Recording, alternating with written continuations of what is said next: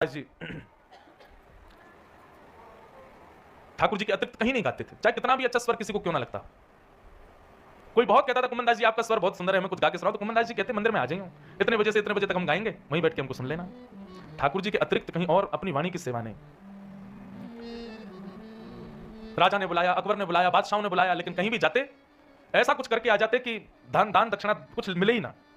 उनका स्वभाव ऐसा, घर परिवार के लोग कहते बोले कुमन दास जी कुछ तो किया करो, जैसे घर भर में थोड़े पैसा आए तुम्हारे। लेकिन कुमन दास जी की तो केवल चित्तवृत्ति एक ही थी कि शाम सुंदर रीझ है बस, और भले ही चाहे ना रीझ, हमें उससे कोई चिंता नहीं। एक बार गोसाई विठलनाथ जी ने कुमन दास जी को कुछ धन द्रव्य मिले, इसके लिए गोसाई जी ने प्रयास किया कि हम 2-4 वैष्णवों के घर जाएंगे, और जो गुरुजन आते हैं तो वैष्णव जन दक्षिणा देते हैं, और गुरु जी को भी देते हैं, संग में जो आया उसको भी देते हैं, कुमन दास जी को थोड़ी प्राप्ति हो जाएगी। तो इस प्रकार कुमन दास जी का घर थोड़ा चल जाएगा।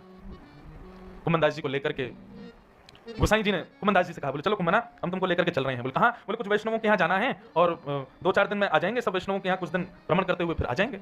गोसाई जी की भावना तो ये थी कि वैष्णवों मैं सीधे सीधे कुछ दूंगा, कुमन दास स्वीकार नहीं करेगा, इसलिए अपने संग सेवा के भाव से ले जाऊं, वैष्णव कुछ प्रदान कर देंगे तो कुमन दास के घर में थोड़ी शांति हो जाएगी।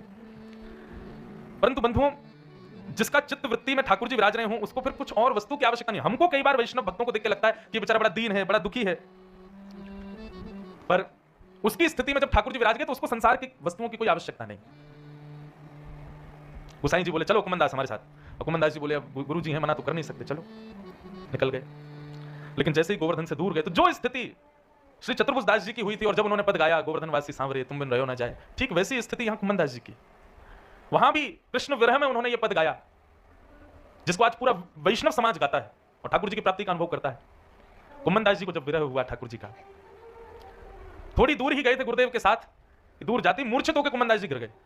गोसाई जी बोले अभी तो इतना समय नहीं हुआ, चलते फिरते कोई श्रम भी नहीं हुआ, धूप भी नहीं है, ये कुमन दास मूर्छित कैसे हो गए? गोद में बिठाया, जल का छिड़काव किया, बोले कुमना कहा भयो? होश में आए, और होश में आते ही नेत्रों के सामने गोसाई जी हैं, और उठ करके बैठ गए और गिरिराज जी को दूर से देखने लगे, और देखते देखते नेत्रों से अश्रु गिरने लगे, और गोसाई जी के सन्मुख गाने लगे, कितने दिन हुए जु गए बिन देखे।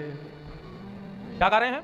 कितने दिन हुए जु गए बिन देखे। स्थिति सुनिए, 1 घंटा भी नहीं हुआ है अभी निकले हुए गोवर्धन से, श्री जी के चरणों से दूर हुए 1 घंटे का समय भी नहीं हुआ है, 1 घड़ी के आसपास समय निकला है, और यहां कुमन दास जी कह रहे हैं कितने दिन हुए जु गए बिन देखे। गोसाई जी नहीं समझे। गोसाई जी बोले शायद कोई नातेदार रिश्तेदार होगा, उसके लिए कह रहा होगा, बहुत दिन से नहीं देखा, अचानक स्मृति आ गई होगी, हमको ठाकुर जी के मंगल चरित्र सुनने। स्थिति है ऐसी हमारी, कुमन दास, सूरदास, मीराबाई जैसी स्थिति बन गई है हमारी? नहीं। और ऐसी स्थिति